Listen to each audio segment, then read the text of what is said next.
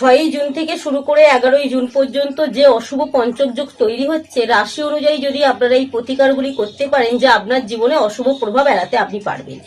আপনি কি করবেন? আপনি যদি মেষ বা বৃশ্চিক রাশির জাতক জাতিকা হয়ে থাকেন, তাহলে কিন্তু যে কোনো মঙ্গলবার দিন, অর্থাৎ এই অশুভ যোগ চলাকালীন, পঞ্চক যোগ চলাকালীন যে মঙ্গলবারটি আপনি হাতে পাচ্ছেন, সেই মঙ্গলবার দিন যদি যে কোনো হনুমানজির মন্দিরে গিয়ে একটি হনুমানজির চরণের লাল রঙের ফুল অর্পণ করতে পারেন, যা অত্যন্ত শুভ বলে মনে করা হয়।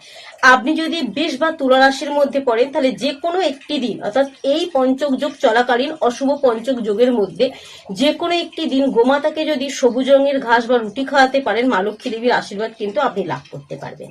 আপনি যদি মিথুন বা কন্যা রাশির জাতক জাতিকা হয়ে থাকেন, তাহলে কিন্তু বুধবার দিন পাখিদেরকে শস্য দানা খাওয়াতে পারেন, এবং যে কোনো মন্দিরে গিয়ে অভাবী ব্যক্তিদেরকে যদি সবুজ রঙের মুগ ডাল দান করতে পারেন, বুধ গ্রহ কিন্তু শক্তিশালী হয়। ফলে কিন্তু আপনার জীবনে থাকা অশুভ প্রভাব দূর হতে বাধ্য। আপনি যদি কর্কট রাশির জাতক জাতিকা হয়ে থাকেন, সোমবার দিন যে কোনো শিব মন্দিরে গিয়ে শিবলিঙ্গে কাঁচা দুধের সাথে জল মিশিয়ে যদি মহাদেবের শিবলিঙ্গ অর্পণ করার সময় ওম নমঃ শিবায় মন্ত্রটি 3 বার বা 11 বার জপ করতে পারেন, অত্যন্ত শুভ। এই মন্ত্র জপের মাধ্যমে কিন্তু আপনি আপনার মনকে শান্ত রাখতে পারবেন, মনের মধ্যে থাকা নেতিবাচক শক্তিকে কিন্তু আপনি আস্তে আস্তে দূর করতে পারবেন মহাদেবের কৃপায়। সোমবার দিন করাটাই কিন্তু এই কাজটি অত্যন্ত শুভ বলে মনে করা হয়।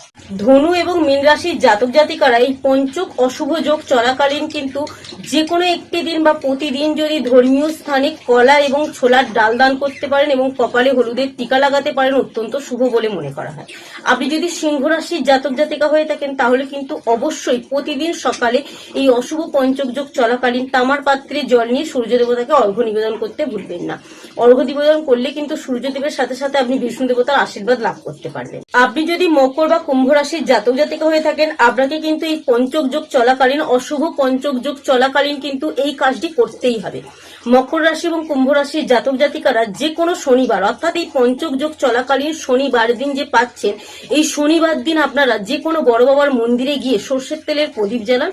অনাথ বা দরিদ্র ব্যক্তিদের কলা দান করতে ভুলবেন না, এবং জুতো যদি দান করতে পারেন, অত্যন্ত শুভ বলে মনে করা হয়। এবং সকল রাশির জাতক জাতিকাদের জন্য কিন্তু 7 সংখ্যাটি অত্যন্ত শুভ। আপনি সম্ভব হলে 7 জন অভাবী ব্যক্তিদের দান করতে পারেন।